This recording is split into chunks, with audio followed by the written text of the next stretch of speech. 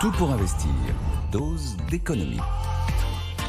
Une dose d'économie avec Nicolas. Bonjour Nicolas Dose. Bonjour. Nous allons parler d'un sujet d'actualité comme toujours, mais en particulier de la colère des agriculteurs qui ne faiblit pas, notamment sur leur niveau de revenu. Et donc la question, c'est combien gagne un agriculteur, Nicolas, en France? Alors je me suis penché sur le sujet en trouvant des données. Les dernières données fiables remontent à 2021, elles sont signées de l'INSEE. C'est particulier parce que le revenu moyen se regarde par exploitation.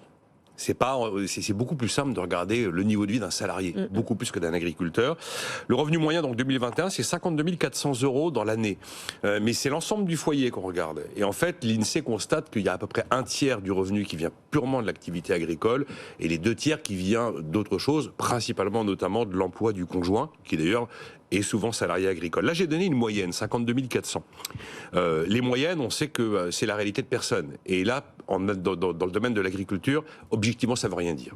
Ça ne veut rien dire parce que les écarts sont astronomiques en fonction que l'on fait de l'élevage ou que l'on fait de la production végétale. Ils sont astronomiques en fonction de la taille de l'exploitation. Pourquoi est-ce que les agriculteurs danois sont 2 fois plus riches que les agriculteurs français? C'est parce qu'ils sont les champions d'Europe en termes de taille d'exploitation. Donc la moyenne, 52 400, mais vous avez 50% des exploitations en France qui sont en dessous de 22 200. La moitié quand même. Et puis vous avez 18% des foyers agricoles qui sont en dessous du seuil de pauvreté. Le seuil de pauvreté, je rappelle, c'est 1160 € par mois. On est 4 points au-dessus de la moyenne nationale. Et donc, le chiffre utilisé pour estimer le revenu des agriculteurs s'appelle le RCAI, le revenu courant avant impôt, qui est une addition du résultat d'exploitation, du résultat financier, avant la déduction des cotisations sociales, et auquel vont s'ajouter les différentes aides et les différentes subventions. Vous voyez que c'est un chiffre qui n'est pas hyper simple à appréhender. Donc si je retiens 50% des foyers d'agriculteurs, des exploitations, oui, touchent moins de 22 000 € par an. 22 200, ouais, donc on est à 1008 par mois. Ça fait 1008 par mois, un peu plus de 1008 par mois, si on essaie de le ramener sur du mensuel. Nicolas, qui gagne le plus, qui gagne le moins? Alors là, la réponse est très claire. Les revenus les plus faibles concernent ceux qui font de l'élevage. Le pire, c'est les ovins. On est dans les 700 € par mois. Alors c'est une moyenne, bien sûr. Les bovins, on avoisine le SMIC. Et là, le taux de pauvreté dans ces catégories-là, il dépasse 25%. En France, le taux de pauvreté, c'est 14%. Là, on est à 25%. La particularité de ces secteurs d'activité, c'est que c'est une activité qui est hyper locale et qui, du coup, bouge très peu. Et on est sur un marché relativement figé. Parce qu'à l'inverse, ceux qui gagnent le mieux, ce sont les viticulteurs, le maraîchage, l'horticulture et les producteurs de céréales. On va être entre 2800 et 2700 € par mois. Et là, on est sur des marchés mondiaux qui peuvent connaître des bas, mais qui peuvent connaître des hausses, sont donc des marchés qui bougent. Donc vous voyez que c'est compliqué statistiquement d'aller regarder le reste à vivre par personne, parce que tous les mois viennent se greffer sur ce RCAI dont je vous ai parlé, des charges, des coûts d'exploitation, éventuellement des investissements, des coûts liés à la cathédrale de normes absolument inimaginables qu'ils dénoncent, et là ils ont raison, et puis des éventuels remboursements de dettes. Deuxième point aussi, là on parle de chiffres mensuels, mais c'est un chiffre mensuel monétaire. Il ne prend pas en compte le nombre d'heures de travail. Vous imaginez bien que les 35 heures dans l'agriculture, vous oubliez, c'est plutôt 70 heures par semaine. Ça joue quand même, malgré tout.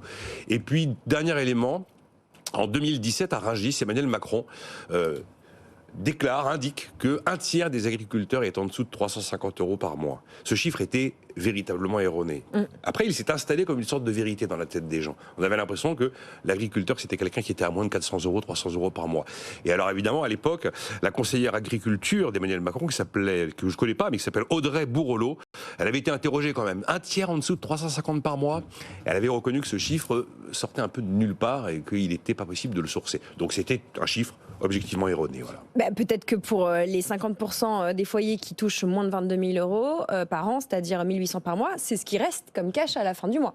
C'est peut-être en tout cas, voilà, c'était pas les revenus d'un tiers des agriculteurs français. Après, si vous parlez de reste à vivre ou de revenus, mais le problème sur le reste à vivre, le revenu et le reste à vivre va se poser aussi pour un ménage salarié.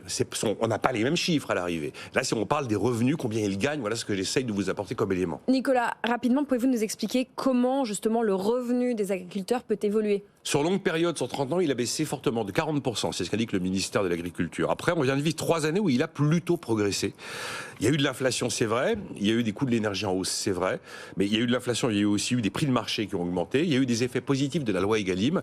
Et si vous prenez sur la longue période, le nombre d'ouvriers agricoles a considérablement baissé. Ce qui veut dire que la masse salariale des exploitations agricoles a aussi baissé.